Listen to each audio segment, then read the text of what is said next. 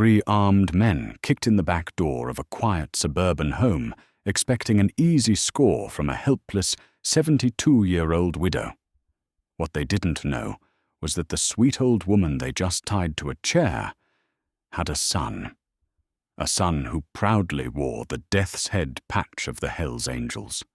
The Central Valley of California is a place of stark contrasts.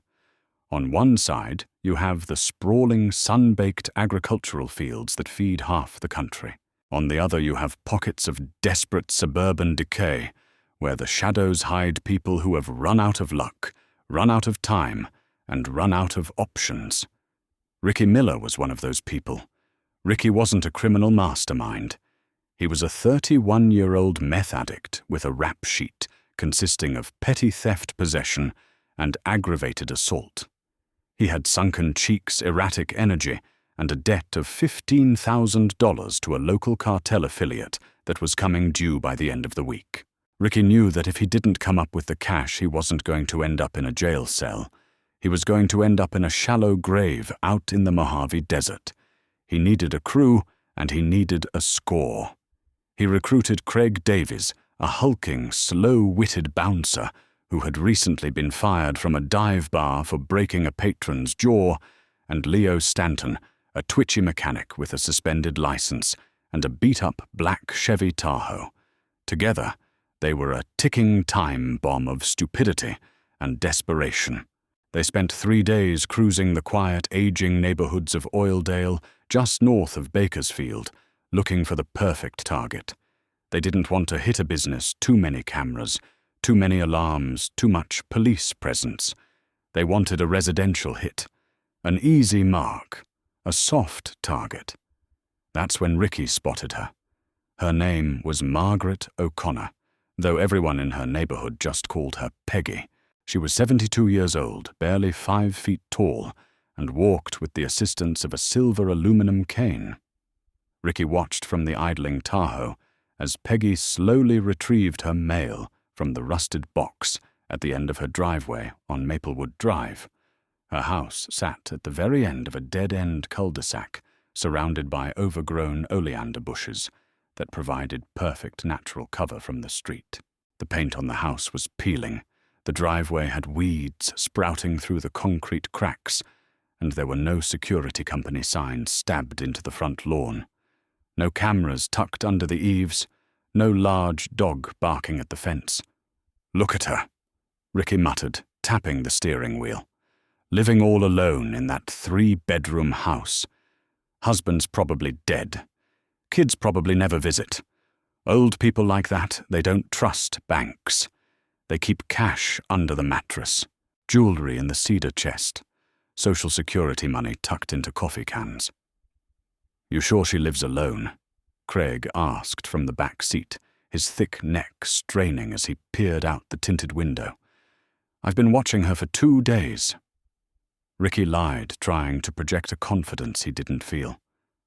"She leaves at 10 in the morning to go to the pharmacy, comes back at 11, doesn't leave the house again. Lights go out at 9 p.m. sharp. It's a ghost town, Craig. It's free money." They staked out Peggy's house for the next 48 hours to confirm Ricky's theory. To their untrained eyes, everything looked perfect. The house was practically isolated by the thick brush and the dead-end street. Peggy moved slowly, visibly fragile. What the 3 thugs didn't notice, what they were entirely too amateur to pick up on, were the subtle inconsistencies in the picture they were painting. They didn't notice the heavy-duty reinforced steel frame around the front door, painted to look like standard wood. They didn't notice that the overgrown bushes were meticulously trimmed near the windows to prevent anyone from hiding directly against the glass. And most importantly, they didn't know about Sunday dinners. Because if Ricky had staked out the house on a Sunday, he would have seen a pack of 30 heavily tattooed, leather-clad men riding customized Harley-Davidson motorcycles rumbling down Maplewood Drive. He would have seen them park in a perfectly staggered line in front of Peggy's peeling house. He would have seen massive men with names like Iron, Knuckles, and Breaker respectfully taking off their cuts and kissing the 72-year-old woman on the cheek, calling her Mama Peg. Peggy O'Connor was not just a sweet old widow. She was the mother of Thomas "Tommy Gunn" O'Connor, the sergeant-at-arms for one of the most notoriously violent and fiercely loyal Hells Angels charters on the West Coast. Tommy was a man who had survived 2 prison stints, a turf war in the late 90s, and a stabbing that left a jagged scar from his ear to his collarbone. He loved 2 things in this world, with absolute terrifying devotion: his motorcycle club and his mother. But Ricky Craig and Leo didn't know any of that. All they saw was an old woman with a cane and a house that looked like a giant ATM waiting to be cracked open. "We do it Thursday night," Ricky declared, lighting a cigarette in the Tahoe. 2 a.m. The weather forecast says there's a thunderstorm rolling in. The rain will cover the noise. Leo, you keep the engine running at the end of the street. Craig, you're with me. We get in. We get the cash. We get out. If the old bat wakes up, you let me handle her. Craig grunted his agreement. Leo just stared out the window, chewing his fingernails down to the quick. They thought they were the wolves closing in on a sheep. They had no idea they were walking blindly into the den of a grizzly bear. Thursday night arrived with a vengeance. The Central Valley, usually bone dry, was being hammered by a freak autumn storm. The rain lashed against the windshield of the Chevy Tahoe in sheets obscuring the streetlights and turning Maplewood Drive into a pitch-black, shimmering river. Thunder rumbled in the distance, a low, menacing growl that perfectly masked the sound of the Tahoe's engine as Leo parked near the drainage ditch at the end of the cul-de-sac. "All right," Ricky said, zipping up his black hoodie and checking the chamber of his stolen 9mm pistol. 10 minutes in and out. Put your mask on." Craig pulled a cheap neoprene ski mask over his massive head and grabbed a crowbar from the floorboards. The 2 men slipped out of the vehicle into the freezing rain, moving quickly through the shadows of the overgrown oleander bushes. The property was dead silent, save for the rhythmic drumming of the rain. Ricky moved to the side of the house, locating the old telephone junction box. With a quick snip of his wire cutters, the house's landline was dead. They crept to the back patio. The sliding glass door looked ancient, the track filled with years of dirt. Craig raised the crowbar, wedged it between the frame and the door, and applied his massive weight. With a sharp, muffled crack that was swallowed by a sudden clap of thunder, the locking mechanism snapped. The door slid open with a metallic groan. They stepped into the kitchen. The house smelled like cinnamon old paper and lavender. It was suffocatingly normal. "Check the living room," Ricky whispered, pointing his gun into the darkness. "I'm going to the master bedroom. Find the valuables." Craig began tearing through the living room opening drawers, tipping over a small writing desk and pulling cushions off the floral sofa. He was clumsy and loud, driven by adrenaline. Ricky moved down the hallway, the floorboards creaking under his wet sneakers. He pushed open the door to the master bedroom. In the dim light filtering through the window blinds, he saw a lump under the quilts on the queen-sized bed. Ricky stepped forward, grabbed the edge of the quilt and ripped it back, shoving the barrel of his 9mm directly into the face of Peggy O'Connor. "Wake up, Grandma!" Ricky hissed, his finger twitching on the trigger. "Don't scream. Don't make a sound. You make a sound, and I paint this wall with your brains. Understand?" Peggy blinked her eyes, adjusting to the darkness. Most people, especially a 72-year-old woman living alone, would have hyperventilated. They would have cried, begged for their life, or fainted.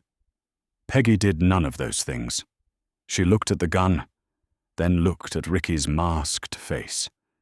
She slowly sat up against the headboard, pulling her floral nightgown tight across her shoulders.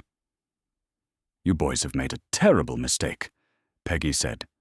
Her voice wasn't shaking. It was calm, almost tired. Ricky laughed, a harsh, jagged sound. The only mistake is if you don't tell me where the cash is, lady. I know you got it. Where's the safe? There is no safe, Peggy replied, folding her hands in her lap. Just a few $100 in my purse in the kitchen. Take it.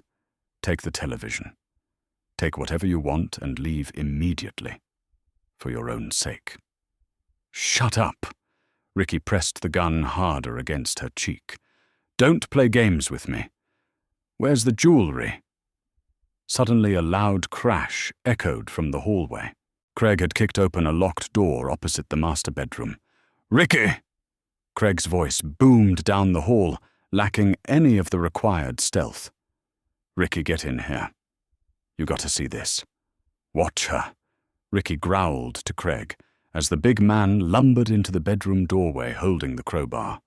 Ricky backed out of the room and crossed the hallway, stepping into the room Craig had just forced open. Ricky reached up and flicked the light switch. The fluorescent bulbs hummed to life, bathing the room in stark, unforgiving light. Ricky froze. The air left his lungs in a sharp, icy rush. It wasn't a spare bedroom. It wasn't an office. It was a shrine. The walls were painted a deep crimson red and bone white. Directly in front of him, hanging perfectly on a custom wooden rack, was a heavy leather vest.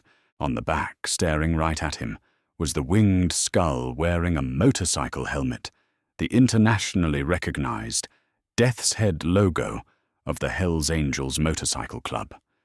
Above the skull was the top rocker, reading Hells Angels, and below it, the bottom rocker, reading California. But it was the patches on the front that made Ricky's stomach violently drop. Sergeant-at-Arms. And beneath that, a smaller diamond-shaped patch that read, Filthy Few. Even a low-level street rat like Ricky knew what the Filthy Few patch meant.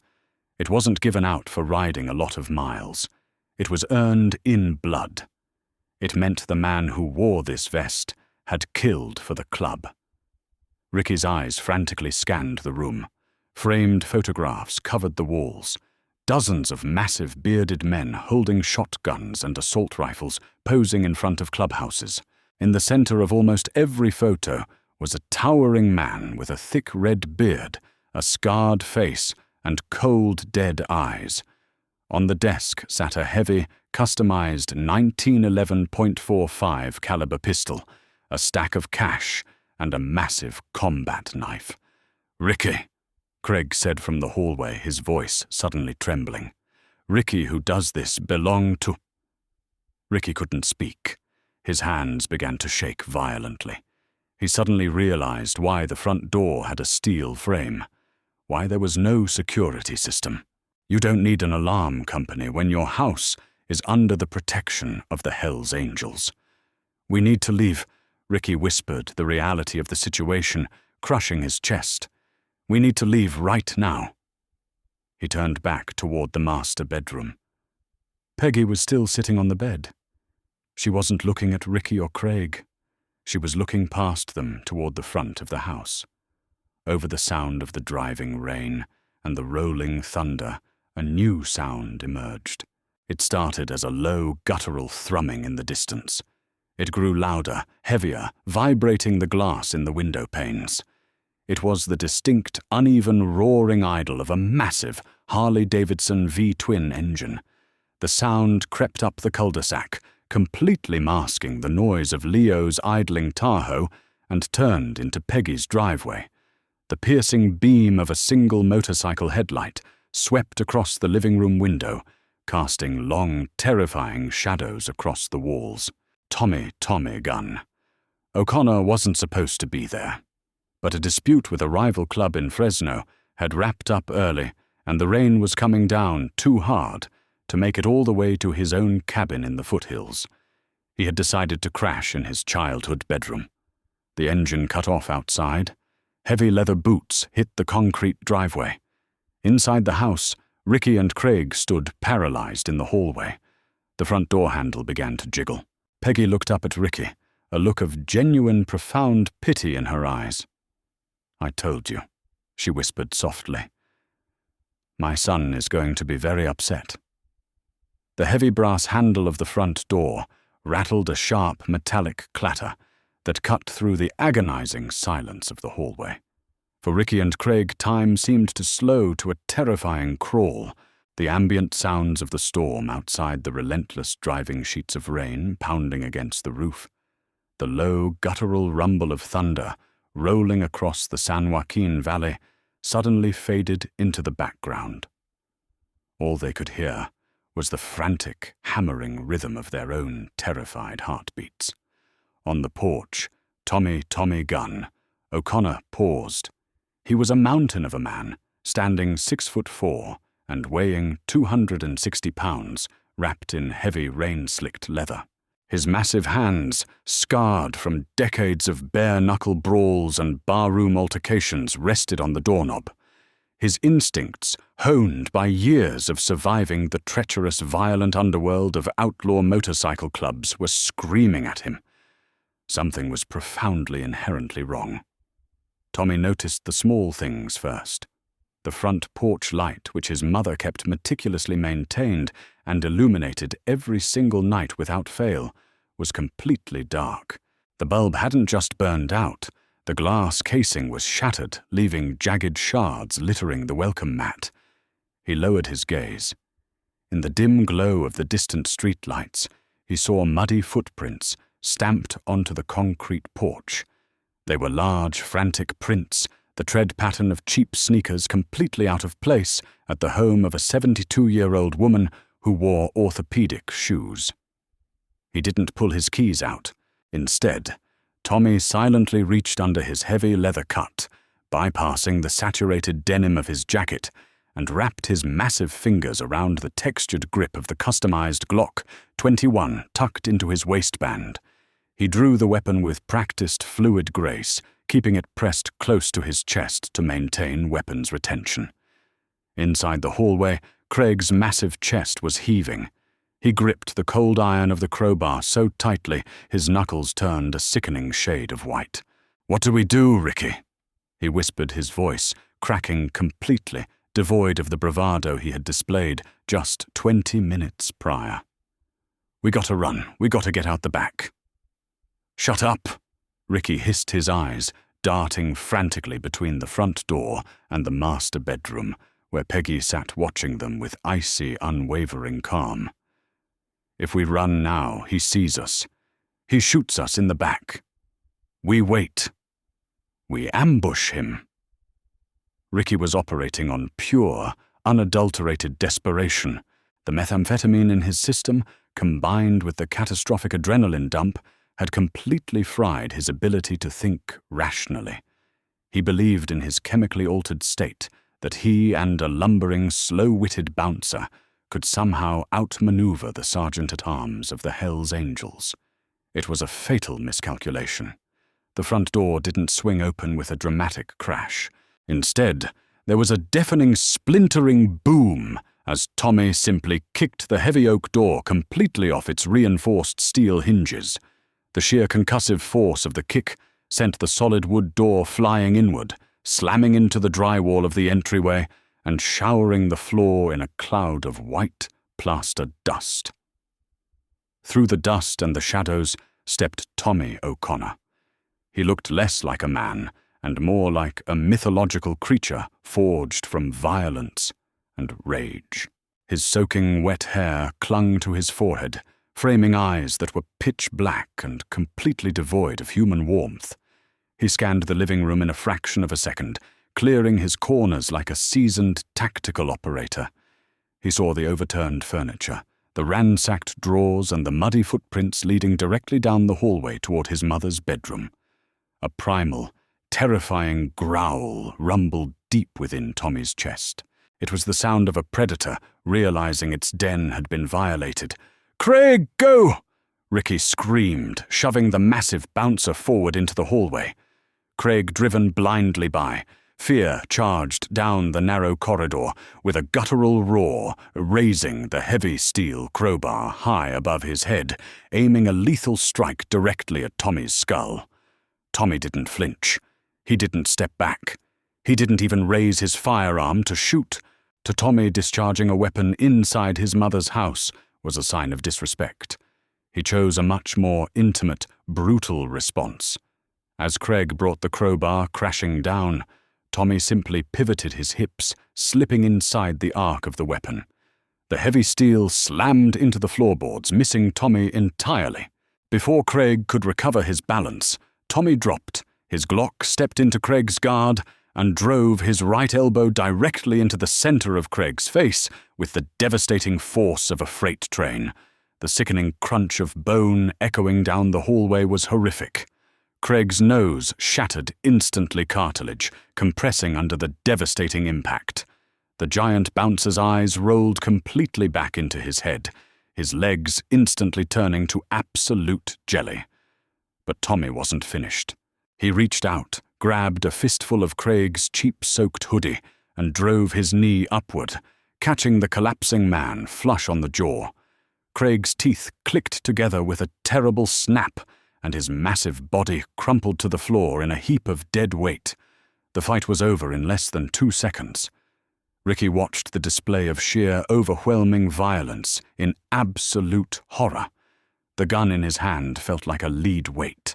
His breath caught in his throat as Tommy slowly stepped over Craig's unconscious, bleeding body and locked his dead, terrifying eyes directly onto Ricky.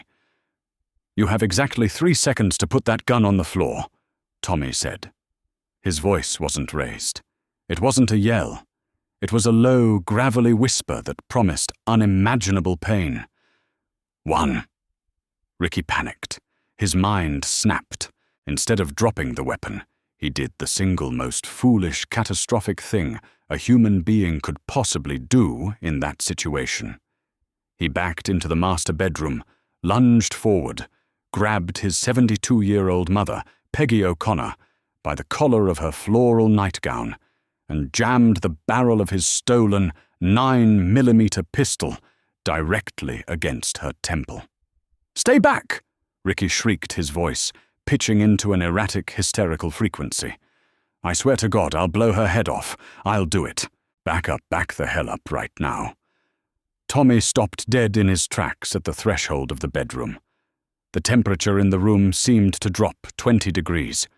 His massive shoulders tensed the leather of his jacket, creaking under the sudden immense strain of his shifting muscles. For a terrifyingly long moment, nobody moved. The only sound was the howling wind outside and the frantic, shallow gasps of Ricky's breathing.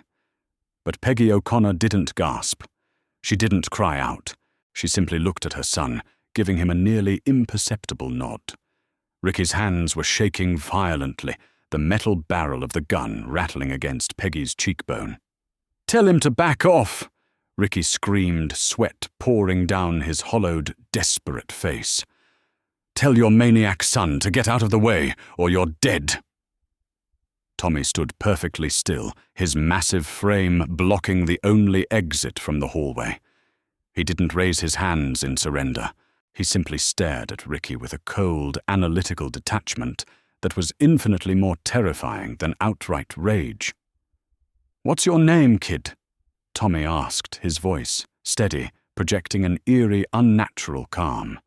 "Shut up, it doesn't matter what my name is," Ricky yelled, adjusting his grip on the frightened woman. "Move!" "It matters," Tommy replied softly, taking one deliberate, slow step forward. "Because when my brothers get here, and they are coming, they're going to want to know the name of the man who decided to put a loaded gun to the head of the mother of a Hell's Angel. They're going to want to know what to carve into the headstone." Ricky swallowed hard, his throat dry as sandpaper. "I don't care about your club. I have to pay a debt I owe the Mendoza cartel 15 grand by tomorrow morning, or I'm a dead man anyway. If I don't walk out of here with money, my life is over." A dark, cruel smile slowly crept across Tommy's scarred face. It was a smile completely devoid of humor, a chilling expression that made Ricky's blood run cold. The Mendoza cartel. Tommy chuckled softly, a low, rumbling sound that vibrated with malice. Hector Mendoza, operates out of the auto body shop on 5th and Elm. He runs meth through the Central Valley. You know how he gets his product across the state lines.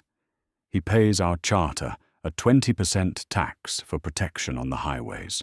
Hector Mendoza answers to me, you stupid little junkie. Ricky froze. His frantic mind struggled to process the information. If you shoot my mother, Tommy continued, taking another slow, methodical step forward, closing the distance. I won't kill you. That would be too fast. I'll make one phone call to Hector. I'll tell him you tried to rob my family. Do you have any idea what Hector will do to you to keep peace with the Hells Angels? The cartel won't just kill you, kid. They will take weeks to do it. They will find everyone you have ever cared about, everyone you have ever known, and they will butcher them in front of you. Ricky's grip on Peggy loosened slightly. The sheer, overwhelming gravity of his mistake was crashing down upon him. He had walked into a residential neighborhood looking for a soft target, and he had unwittingly placed himself directly into the crosshairs of two of the most ruthless criminal organizations on the West Coast. You drop the gun right now, Tommy said, his voice dropping to a dangerous, absolute whisper. And maybe, just maybe, I let you walk out that front door in one piece. It was a lie, of course. Tommy O'Connor had never let a slight go unpunished in his entire life, let alone an assault on his mother. But to a desperate, terrified addict like Ricky, it sounded like a golden ticket to salvation. Ricky looked at the gun in his hand. He looked at the massive, scarred biker blocking his path. He looked at the sweet, silent old woman he was holding hostage. The adrenaline was fading, leaving nothing but an overwhelming, hollow exhaustion. Outside, the situation was rapidly deteriorating for their third accomplice, Leo. Sitting nervously in the idling Chevy Tahoe at the end of the cul-de-sac, Leo had watched the lone motorcycle arrive. He had seen the giant man kick in the front door. Panic had consumed him entirely. He slammed the SUV into gear, intending to abandon his crew and speed off into the night. But as Leo hit the gas, the darkness at the opposite end of the street suddenly erupted with blinding light. 4 massive black pickup trucks lifted and adorned with heavy steel ramming bumpers turned onto Maplewood Drive, completely blocking the exit. The roaring engines of the trucks drowned out the storm. High-beam spotlights clicked on blinding Leo completely. Dozens of men wearing heavy leather cuts, adorned with the death's head patch, piled out into the pouring rain. They didn't shout. They didn't call the police. They simply marched toward the Tahoe with baseball bats, heavy chains, and silent, terrifying purpose. Tommy's brothers had arrived. Inside the bedroom, Ricky heard the heavy crunch of glass and the muffled screams coming from the street. He didn't need to look out the window to know what was happening. His getaway driver was currently being dismantled. His spirit finally broke. With a pathetic whimpering sob, Ricky lowered the 9mm pistol. He uncurled his arm from around Peggy's neck and dropped the heavy firearm onto the soft carpet. He raised his trembling hands in the air, falling to his knees on the floor of the master bedroom. "I'm sorry," Ricky sobbed, tears mixing with the sweat on his face. "I'm so sorry. Please, please don't kill me." Tommy didn't say a word. He calmly walked past Ricky, entirely ignoring the weeping thug.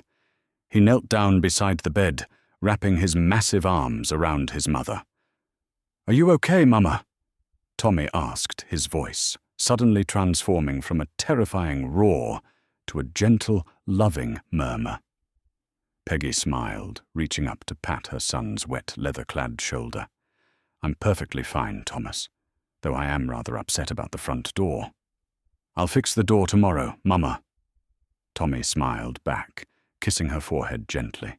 He stood up, turning his attention back to Ricky, who was still kneeling on the floor, weeping uncontrollably. The warmth vanished from Tommy's eyes, instantly replaced by the cold, dead stare of the sergeant-at-arms. "Get up!" Tommy commanded. You said you'd let me go," Ricky stammered, scrambling backward on his hands and knees. "I lied," Tommy stated flatly. He reached down, grabbed Ricky by the collar of his wet hoodie, and hoisted the grown man off the floor with one arm as easily as if he were a misbehaving child. Tommy dragged Ricky out of the bedroom, past the groaning, bloody mass of Craig still lying on the hallway floor, and marched him toward the shattered front door. Outside, the storm raged on, but the cul-de-sac was now illuminated by the headlights of the club's trucks. Dozens of heavily armed, fiercely loyal Hell's Angels stood in the driving rain, waiting patiently. Leo was already bound and gagged in the back of one of the vehicles, his Tahoe completely destroyed.